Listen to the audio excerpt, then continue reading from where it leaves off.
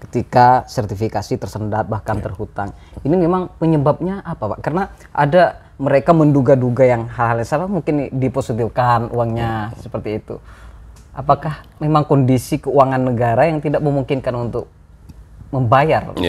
Ya, tentu langkah-langkah kami sebagai Komisi 8 yang membidangi masalah yang memitra dengan Kementerian Agama, tentu kita berupaya bagaimana supaya anggaran APBN itu semaksimal mungkin juga diarahkan atau dianggarkan.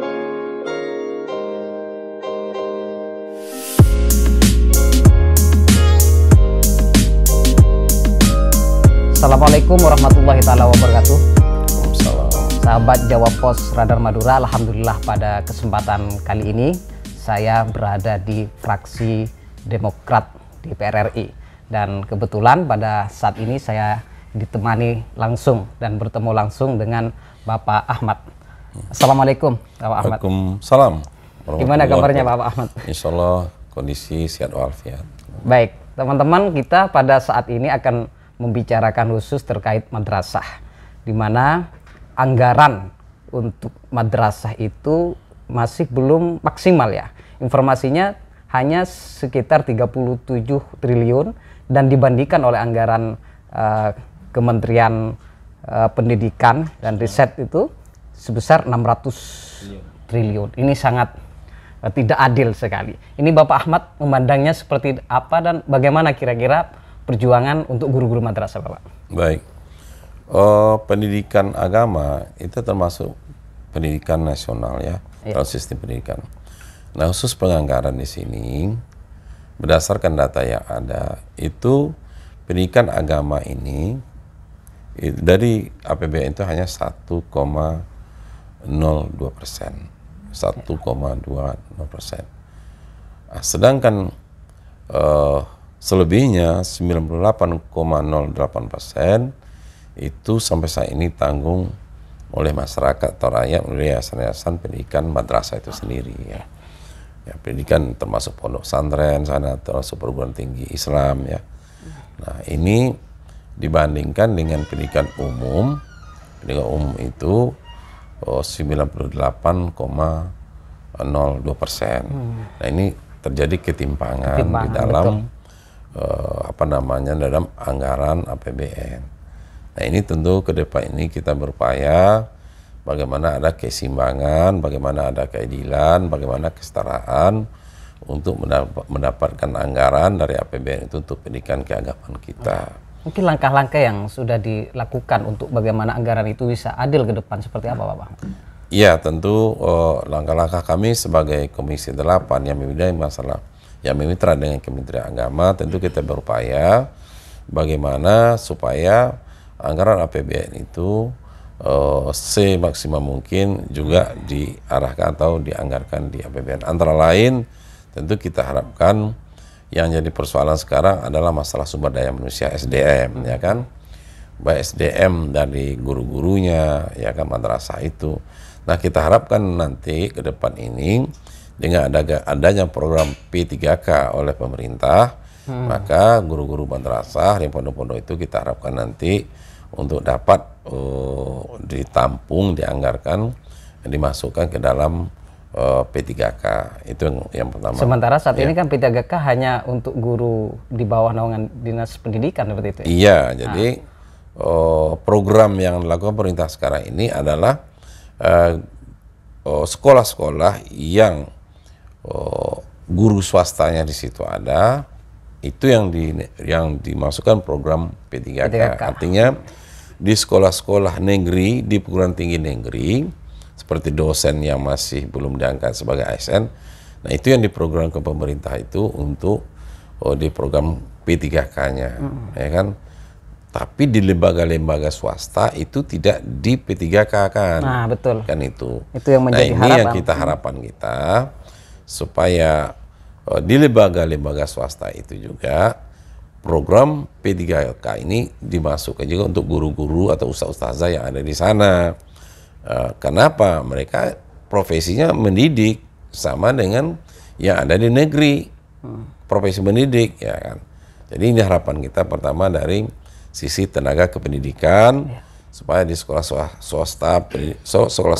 swasta madrasah ini di perguruan tinggi Islam ini juga diprogramkan dengan P3K itu dari SDM.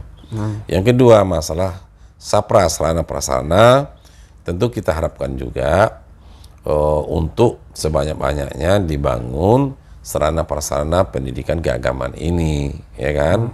Nah, sehingga kita harapkan proses belajar anak-anak itu akan lebih baik, akan lebih nyaman, sehingga nanti kita harapkan produk hasil dari pendidikan keagamaan ini juga tidak kalah pentingnya dengan pendidikan umum. Dan kita tahu sekarang ini banyak pendidikan madrasah kita yang unggul dari sekolah negeri. Biar tingkat SD diapakan dengan MI, biar tingkat SMP disetarakan dengan sanawiyah, tingkat SMA dengan MAN, itu banyak yang unggul sekolah-sekolah keagamaan ini melebihi dari sekolah negeri. Ini maknanya apa?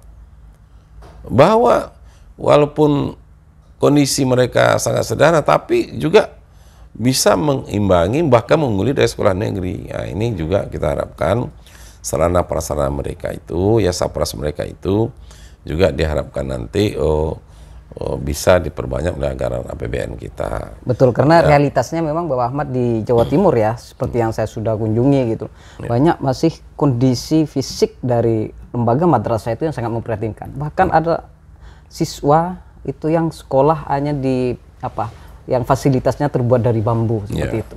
Ini kan memprihatinkan. Jadi memang ya sepakat kita bagaimana misalkan secara anggaran itu nanti secara untuk anggaran fasilitas dan sebagainya bisa ditingkatkan. Ya kan ironis, guru-guru atau ustaz-ustazah mengatakan bahwa kebersihan itu sebahagian dari iman, kan begitu. Tapi ternyata sampai hari ini ada anak-anak kita, santri kita di pondok-pondok santri madrasah yang membuang hajatnya ke semak-semak. Ini kan kontraproduktif kan? Ya kan? Kalau dia ibaratnya ke bawah-bawah pohon sawit mereka membuang hajat. Nah, sementara diajarkan kebersihan sebagai iman, tapi mereka membuang hajat seperti itu. Nah, inilah kontraproduktif ini perlu ke depan ini kita atasi dengan melengkapi sarana dan prasarana anak-anak itu, ya kan, pendidikan itu. Nah, kemudian yang ketiga juga masalah akses. Ya, akses juga dirasakan di pendidikan keagamaan kurang, terutama masalah sains teknologi, masalah komputerisasi, masalah sistem online, mereka ujian segala macamnya itu sering jadi hambatan-hambatan. Jadi akses ini juga dikaitkan dengan teknologi, dengan sains juga harus juga dibantu, ya, harus diberdayakan melalui accessibility ini, terutama mengenai teknologinya. Kemudian akses juga terhadap dunia luar, ke lembaga-lembaga lain, kan, sehingga kita buka ruang yang ruang yang besar begitu, sehingga sekolah-sekolah kita madrasah ini punya akses ke perusahaan-perusahaan seperti itu, ke badan usaha milik negara, BUMN, kalau dia BMD gitu. Juga ini juga partisipasi mereka terhadap pendidikan keagamaan ini. Jadi di samping pihak pemerintah juga kita harapkan pihak-pihak swasta, perusahaan-perusahaan yang ada di daerah itu juga berpartisipasi terhadap pendidikan keagamaan. Karena pendidikan agama ini menitibatkan masalah moral, masalah akhlak. Dan yang jadi persoalan bangsa kita hari ini adalah masalah akhlak dan moral. Dan itu ada di sistem pendidikan kita, khususnya di pondok dan madrasah seperti itu. Kalau terkait kesejahteraan itu Bapak Ahmad, di beberapa lembaga khususnya madrasah diniyah gitu ya, itu memang realitasnya mereka itu apa yang sudah disampaikan Bapak Ahmad tadi, setiap bulan itu hanya ada yang menerima 50.000, 25.000, bahkan ada yang sama sekali tidak dapat itu Pak. Tapi mereka ya tetap ngajar lah, khususnya di madrasah diniyah. Ini yang mungkin juga perlu diperhatikan. Seperti apa suara Bapak Ahmad melihat kondisi ini? Iya, artinya tugas mereka kan mulia, yang mendidik anak yang tidak tahu menjadi tahu, yang kurang cerdas menjadi cerdas, yang tadinya mungkin kurang mulia menjadi akhlak mulia. Ini kan suatu tugas yang nah sudah sewajarnya, ya, pihak pemerintah membantu mereka itu. Kalaupun mereka tidak bisa diangkat sebagai program P3K, minimal mereka dibantu subsidi misalnya ke pondok itu misalnya 1 juta satu orang, ya kan? Itu sudah besar, Pak. Ya, misalnya 1 juta. Dengan bantuan itu yang meringankan beban ekonomi mereka. Bagaimanapun mereka juga punya keluarga, punya tanggung jawab terhadap keluarganya, masa depan pendidikan anaknya, masalah kesehatan dan seterusnya. Nah ini perlu paling tidak 1 juta dibantu, disubsidi, sehingga kita harapkan mereka itu sebagai pejuang-pejuang di bidang pendidikan ini betul-betul bisa konsen dalam mereka menunaikan profesional sebagai guru gitu loh. Nah ini itu harapkan seperti itu. Nah kemarin kita coba di Kementerian Agama, Menteri Agama mengusulkan kemarin 500.000. Pak Dirjen Pendis ada di Direktur madrasah ya dengan Direktur pondok pesantren. Kami sekarang kita kan 500, 1 juta. Ya, kan gitu. Saya ngomong 1 juta, Pak. Dan Pak Dirjen bilang, wah kasihan negara terlalu. Bukan masalah kasihan, bukan masalah kasihan APBN. Ini sudah tanggung jawab pemerintah, tanggung jawab negara terhadap warga negaranya. Bukan masalah kasihannya, itu sudah tanggung jawabnya, bebannya dia. Masa kasihan Bapak sama APBN, saya bilang sama ini. Iya, harusnya kita berpihak kepada guru-guru ini. Kasihan, jangan kasihan sama APBN negara. Negara ini sudah sewajarnya. Dan kalau perlu seluruh APBN itu untuk rakyat, memang harus untuk rakyat gitu loh. Maksudnya gitu, harus untuk rakyat gitu. Jangan kasihan sama APBN, jangan kasihan sama pemerintah. Pemerintahnya harus kasihan, harus prihatin terhadap rakyatnya dan kewajibannya untuk bantu rakyatnya. Nah ini upaya-upaya kita lakukan, bagaimana pendidikan keagamaan ini setara, kesetaraan di dalam pendidikan umum gitu. Kita bukan dikotomikan tidak, tapi kesetaraannya, sehingga kita tidak terkesan zolim terhadap ini agama. Dan ini masih belum terjadi, Pak. Kesetaraan itu masih belum. Iya, inilah perjuangan kami di Komisi 8 ini, perjuangan kami.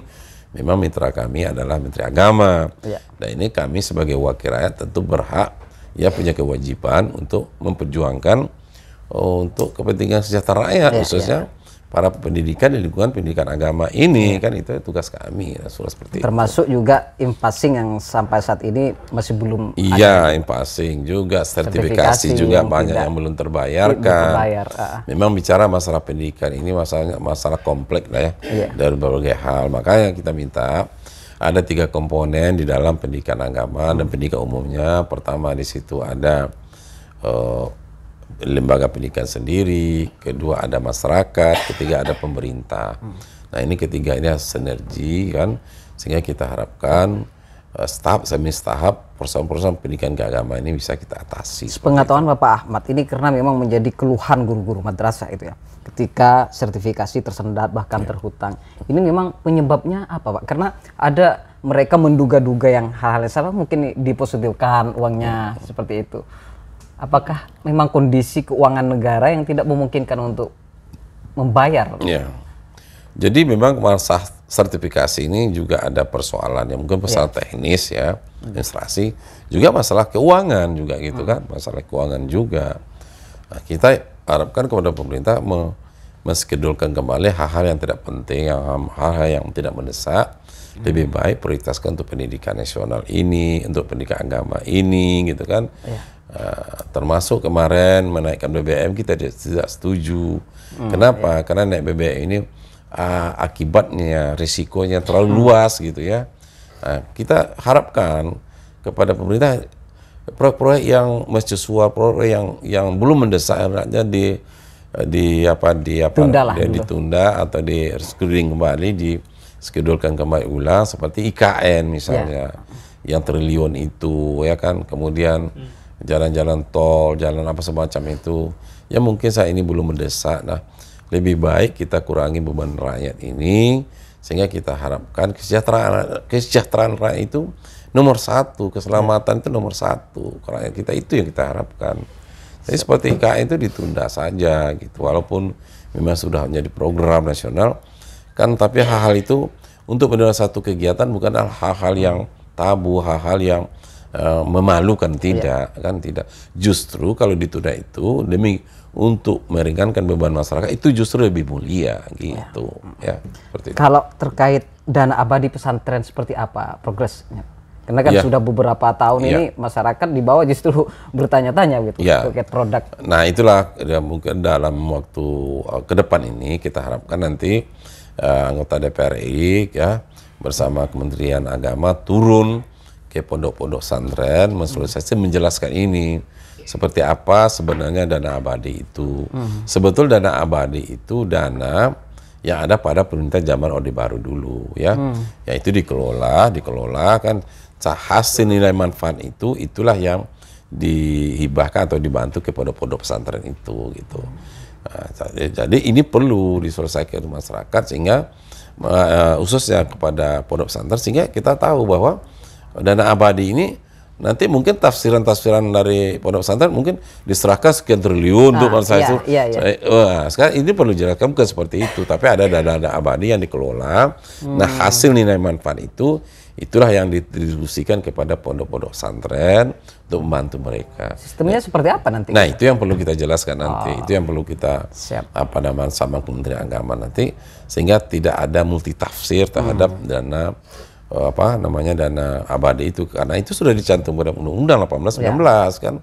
Nah, jadi harus dijelaskan. Nah ke depan ada kerjasama kita antara Kementerian Agama dengan Komisi 8 untuk turun langsung nanti ke pondok-pondok menjelaskan itu. Dan itu diperlukan perda juga masing-masing gubernur gitu ya mengeluarkan ini. Iya dengan adanya Undang-Undang 18 tahun 2019 tentang keuangan tentang bantuan ke pondok pesantren, ini kan baru undang-undang level pusat. Nah untuk turunannya itu perlu perda. Perda itu baik di tingkat provinsi, di tingkat kota harus ada perda. Karena dasar perda itulah nanti seorang kepala daerah, apakah dia seorang gubernur, bupati, wali kota, untuk menganggarkan di APBD-nya setiap tahun. Nah, seperti itu. Jadi setelah ada perda nanti ada pergub lagi. Pergub itu menjelaskan secara teknis lagi berapa besarannya, kemana saja.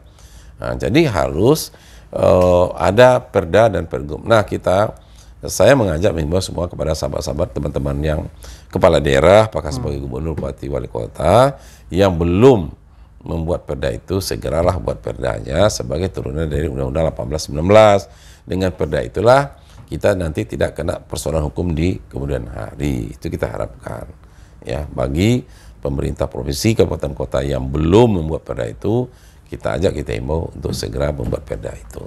Sehingga realisasi undang-undang itu dapat diterapkan dan dapat dimanfaatkan oleh pondok-pondok pesantren khususnya gitu. Baik, terima kasih Bapak Ahmad dan sekian sahabat Jawab Pos Radar Madura. Kita sudah diskusi banyak terkait kondisi madrasah dan kondisi anggaran negara untuk madrasah yang memang sangat memprihatinkan. Tentu ribuan guru madrasah, bahkan ratusan ribu guru madrasah Bapak Ahmad sangat berharap banyak kepada Bapak Ahmad, anggota DPR RI untuk memperjuangkan nasib mereka. Dan kita tunggu dan semoga ini menjadi amal ibadah dan menjadi amal jariah. Terima kasih. Wassalamualaikum warahmatullahi wabarakatuh. Waalaikumsalam.